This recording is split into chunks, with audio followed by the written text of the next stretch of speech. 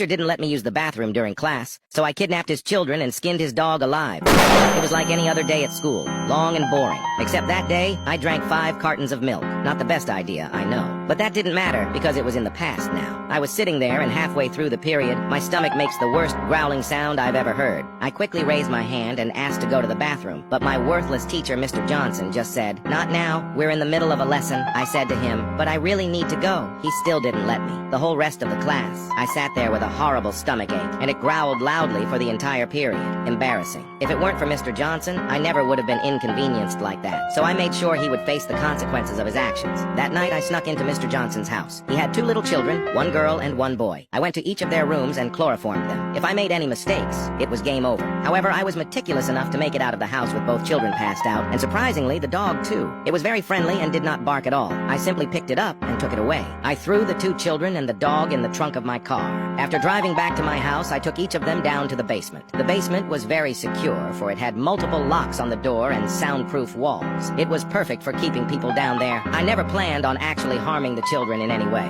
I just wanted to make Mr. Johnson suffer. However, the dog was a different story. Mr. Johnson loved his dog, even more than his own children. It was old, and he'd had it for a while. I had the perfect idea. I was able to tranquilize the dog and place him on a medical table surrounded by various medical instruments. For hours, I worked to carefully peel away the dog's skin. I managed to cut it off all in one piece. The next day before school, I stuffed it in a box and mailed it to Mr. Johnson's address. I'm sure he wasn't very happy waking up that morning to see both his kids and dog missing. At school, I could tell he was visibly worried. His hands shook while grading papers. I walked up to his desk, leaned in close, and whispered in his ear, "Little Timmy, come back." That was his son's nickname. I thought it was hilarious. Mr. Johnson just closed his eyes and looked down. Then he sprang up at me. Luckily, I was fast enough to dodge him. I backed away and he started to run straight at me. Reacting quickly, I did the only sensible thing I could think to do. I pulled out my fully automatic M16 rifle, letting off an entire magazine into his face. He was unrecognizable, and being the most hated teacher in the school, students cheered. I was sent to court, but it was ruled self-defense. I guess he should have just let me use the bathroom lol.